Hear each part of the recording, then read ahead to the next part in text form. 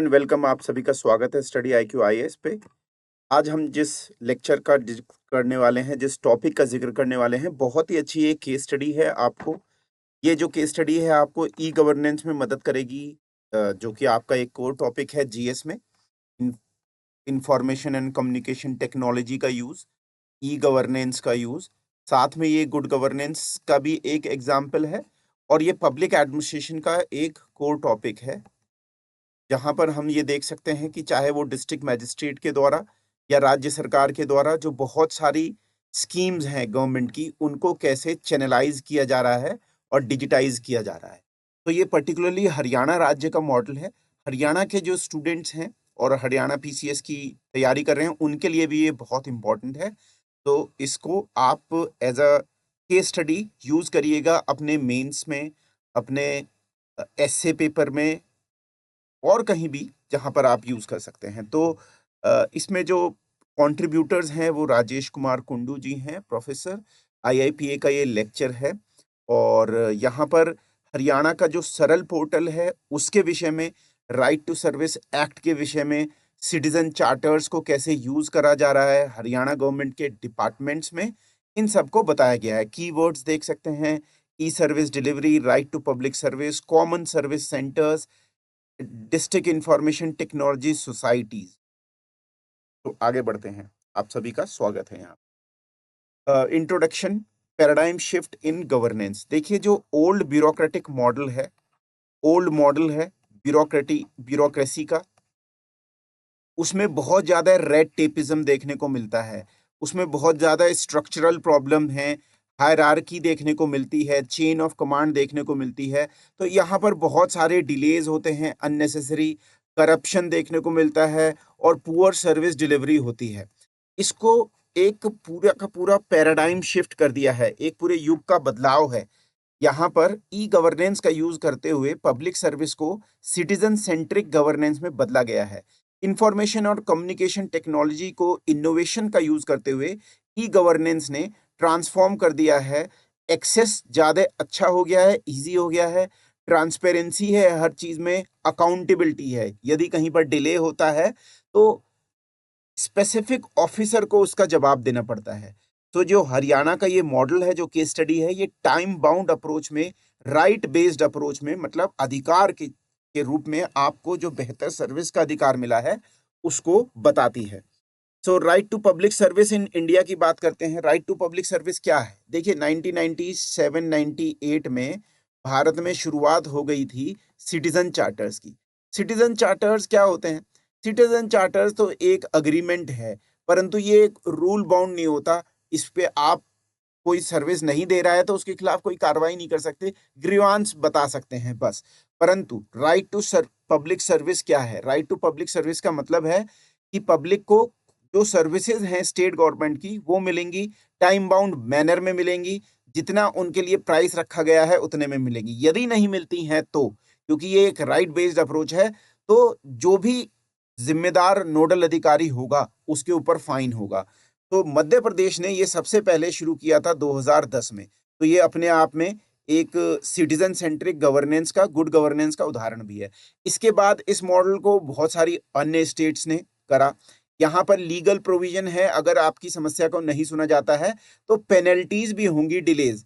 Example के तौर पे, आप अपने घर में एक बिजली का कनेक्शन लगाना चाहते हैं, इलेक्ट्रिसिटी का कनेक्शन लगाना चाहते हैं, परंतु इलेक्ट्रिसिटी का कनेक्शन आपने अप्लाई किया और 2 महीने तक नहीं लगा, और जो सरकार right to public service act में दावा कर रही है वो ये कर रही है कि 2 हफ्ते में लग जाएगा, 14 दिनों में।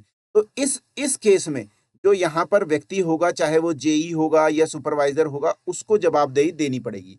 तो हरियाणा ने भी अपना राइट टू सर्विस एक्ट 2014 में इसको कर लिया।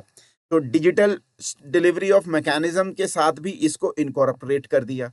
तो यहाँ पर ऐसा ही मॉडल दिल्ली में भी हमें देखने को मिलता है, जहाँ पर डोर स्टेप डिलीवरी का भी एक मॉडल है। इसको भी आप बता सकते हैं। तो दिल्ली का क्या मॉडल है? कोई भी सीकर है वो 1076 को डायल करे, वो कहे कि मुझे ऐसी ऐसी चीज चाहिए, और उसको डॉक्यूमेंट और फीस के बारे में बता दिया जाएगा। रेलेवेंट डिटेल्स के बाद जो एग्जीक्यूटिव आपको बता देगा कि आपका डिटेल अपॉइंटमेंट बुक कर दिया गया है, आपके पास खुद मोबाइल सहायक आएगा आपकी सहायता करने के लिए, तो आपको घर बैठे ऐसी सर्विसेज मिल रही हैं। ये भी एक अन्य तरीके का बहुत ही अच्छा स्कीम है। परंतु ये दिल्ली में तो संभव है क्योंकि दिल्ली का एरिया भी कम है, पूरा ही दिल्ली लगभग अर्बनाइज्ड है, थोड़े से कुछ गांवों को छोड़ के। पर हरियाणा जैसे बड़े राज्य में तो ये संभव नहीं है, जो कि मेजरली एक एग्रीरियन स्टेट है और रूरल पॉपुलेशन बहुत ज़्यादा है, और at the same time Chandigarh जो इनकी राजधानी है उससे भी दूर दूर 150-200 किलोमीटर तक जिले के केंद्र हैं। तो यहाँ पर पब्लिक एडमिनिस्ट्रेशन की अगर हम बात करें तो इसमें क्या थ्योरेटिकल फ्रेमवर्क लग रहे हैं। पब्लिक एडमिनिस्ट्रेशन के जो स्टूडेंट्स हैं, जो 300 प्लस मार्क्स को लाना चाहते हैं, वो ध्यान दें इन सब कोर जो थ्योरीज हैं इन पे विशेष ध्यान दें और इसको लिंक करना सीखें। कोई भी चीज जो आपके इंडिया में एग्जाम्पल के तौर पे कोई प्रोग्राम, कोई स्कीम, कोई राइट आ रहा है, तो जैसे देखें यहाँ पर बात करी गई है कि ब्यूरोक्रेटिक थ्योरी जो है ये तो पुरानी थ्योरी है। ऑब्वियसली ब्यूरोक्रेटिक ट्रेडिशनल सिटीजन का चैनल होगा, जैसे 1980-70 तक भारत में ये चल रही थी। फिर न्यू पब्लिक मैनेजमेंट का दौर आया 1980s में दुनिया में, और यहाँ पर प्राइवेट टाइप एडमिनिस्ट्रेशन या फिर सरकारी में कॉन्ट्रैक्टिंग आउट और सर्विस डिलीवरी को बेहतर करने की बात हुई। तो यहाँ पर भी जब हम बात कर रहे हैं जो कॉमन सर्विस सेंटर्स हैं यहाँ पर, इसमें और भी बहुत सारी चीजें हैं जहाँ पर प्राइवेट सेक्टर की तरह एंटरप्रेन्योरशिप का मॉडल डेवलप किया जा रहा है। तो न्यू पब्लिक मैनेजमेंट से हमें ये दिखता है। न्यू पब्लिक सर्विस जो डेनहार्ड और डेनहार्ड के द्वारा अर्ली 2000s में आई, यहाँ पर पब्लिक सर्विस सिटीजनशिप, सिटीजन्स को सेंटर पे रख के सर्विसेज की डिलीवरी करी जा रही है, जो हम यहाँ पर सरल पोर्टल की बात कर रहे हैं। अभी बात करेंगे हरियाणा के ई गवर्नेंस में। साथ में न्यू पब्लिक गवर्नेंस जो अप्रोच है ये नेटवर्क बेस्ड। नेटवर्क बेस्ड का क्या मतलब है, आप देखिए इसको, मतलब private sector plus public sector, public sector, इसके अलावा आपका एनजीओ, इसके अलावा आपकी ब्यूरोक्रेसी, इसके अलावा सिटीजन्स, ये सब जुड़ के एक नेटवर्क बना लेते हैं और ये एक दूसरे की हेल्प करते हैं ताकि ओवरऑल गोल जो गुड गवर्नेंस का वो आ सके। तो ये न्यू पब्लिक गवर्नेंस फ्रेमवर्क में भी फिट बैठता है। तो हरियाणा का जो सरल पोर्टल है ये सारे ही इन फ्रेमवर्क्स को क्या करता है, ब्लेंड करता है अपने आप में। ऑब्वियसली इसके पीछे ब्यूरोक्रेटिक मशीनरी भी है जो ओवरऑल इसको लगाने को देखती है। साथ में एंटरप्रेन्योरशिप जो आपके सीएससी केंद्र हैं उनके द्वारा, या जिनको जन सेवा केंद्र हम बोलते हैं, उनके द्वारा कराई जा रही है। सिटीजन सेंट्रिसिटी है, उसमें न्यू पब्लिक सर्विस का भाव दिखता है, और क्योंकि पब्लिक प्राइवेट एनजीओ सिटीजन सबका कोलैबोरेशन हो रहा है, so new public governance approach जो है उसका भाव दिखता है। तो थ्योरेटिकल फ्रेमवर्क आप अच्छी तरीके से ध्यान रखिए पब्लिक एडमिनिस्ट्रेशन वाले। तो आगे बढ़ते हैं हम अपने लेक्चर पे। देखिए Haryana right to service act में क्या था। तो ये 2014 से लागू हो गया। यहाँ पर 653 स्कीम्स हैं, बहुत सारी, जैसे पेंशन, जैसे खसरा खतौनी, जिस प्रकार से ड्राइविंग लाइसेंस या फिर इलेक्ट्रिसिटी का कनेक्शन या फिर पानी का कनेक्शन लेना है, भवन का मैप को पास कराना है। 49 डिपार्टमेंट्स ऑनलाइन है, फिक्स टाइमलाइंस हैं, पेनल्टी भी लगेगी क्योंकि ये राइट टू सर्विस एक्ट है। यहाँ पर आपको सर्विस देनी ही है तो 250 रुपये से 5000 तक की पेनल्टी है। कंपेंसेशन भी दिया जाएगा यदि आपके कोई भी डिले होता है 5000 तक। तो Haryana right to service commission बनाया है ओवरसाइट के लिए, ये बॉडी बनाई है जो इसका ध्यान रखती है। तो अकाउंटेबिलिटी और ट्रांसपेरेंसी मैकेनिज्म में कैसे आई है, ऑफिशियल हर किसी एप्लीकेशन के लिए अकाउंटेबल हैं, उनको जो टाइम फ्रेम है उसमें और क्वालिटी भी देनी पड़ेगी, इस हिसाब से लोगों को क्या देनी है, सर्विस देनी है। ऑनलाइन बोर्ड है जो आपको ये बताएगा कि आपकी जो सर्विस है उसके लिए आपने कब अप्लाई किया, अब ये किस स्टेज पे चल रही है, किसके पास फाइल रुकी हुई है। डेटा ट्रांसपेरेंसी जो है वो इसकी मॉनिटरिंग को बेहतर बनाता है। ये सर्विस की क्वालिटी तो बढ़ाता ही है, उसके साथ साथ जो सस्टेनेबल डेवलपमेंट गोल्स हैं और उसमें जो 16वां गोल है पीस, जस्टिस और स्ट्रॉन्ग इंस्टीट्यूशंस को, इनको भी मदद करता है अचीव करने में। तो इस तरीके से आप मेंस में देखें, जब भी आप ई गवर्नेंस के विषय में लिख रहे हो या गवर्नमेंट की नई स्कीम्स में, तो आप सस्टेनेबल डेवलपमेंट गोल से उसको लिंक कर देंगे तो समझ लीजिए आपको आंसर में आधा नंबर और मिल जाएगा।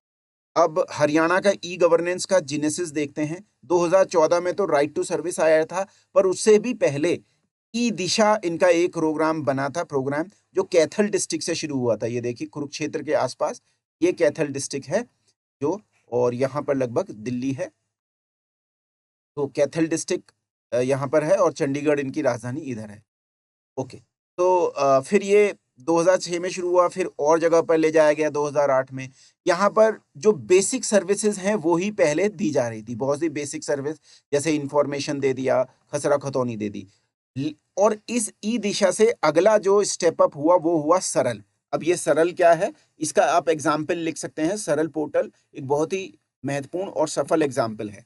तो इवोल्यूशन सरल पोर्टल का कैसे होता है, पहले सरल का जो फिलॉसफी है वो देख लीजिए। Simple, all inclusive, real time basis पे एक्शन ओरिएंटेड और लॉन्ग लास्टिंग सोल्यूशन प्रोवाइड करने के लिए सरल पोर्टल बनाया गया है। ये एक यूनिफाइड पोर्टल है, मतलब इसकी वेबसाइट पे जब आप जाएंगे तो सारी ही सर्विस यहाँ देखने को मिलेंगी। सिंगल विंडो सिस्टम के थ्रू करा गया है ताकि आपको इधर उधर ना भटकना पड़े। इसकी कोर फिलॉसफीज हैं paperless, cashless, faceless delivery system. तो systems level delivery, systems level administration यहाँ पर हमें देखने को मिल रहा है।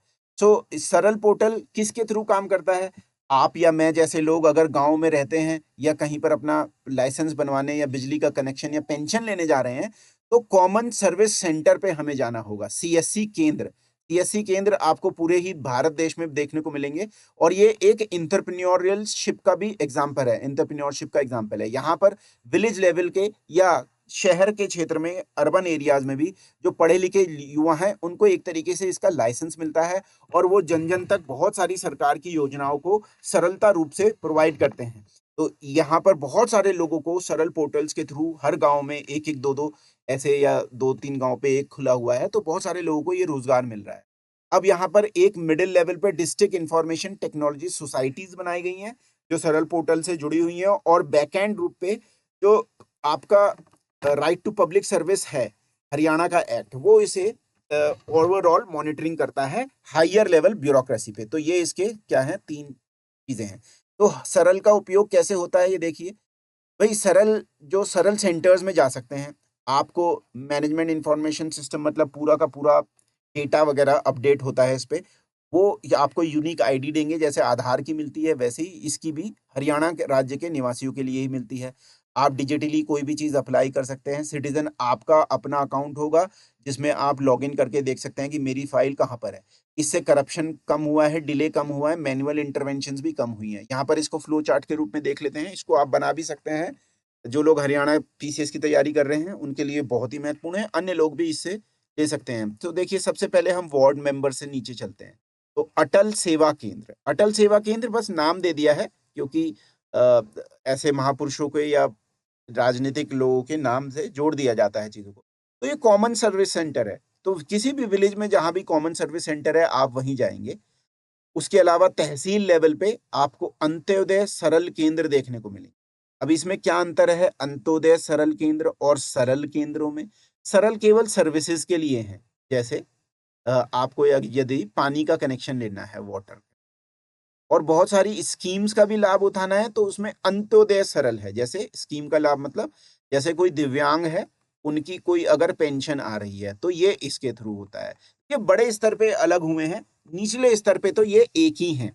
तो अंत्योदय सरल केंद्र में आप तहसील स्तर पर, सब डिवीजन लेवल पे चले जाएंगे, डिस्ट्रिक्ट लेवल पे ये दोनों अलग हो गए हैं, और पूरी तरह राज्य स्तर पे ये सरल पोर्टल से जुड़े हुए हैं, डैशबोर्ड से, जहां पर हर केंद्र की, हर डिस्ट्रिक्ट की कितनी शिकायतें आई, कितनों का निवारण हुआ, इस तरीके से पूरी की पूरी फ्लो चार्ट बनी रहती है।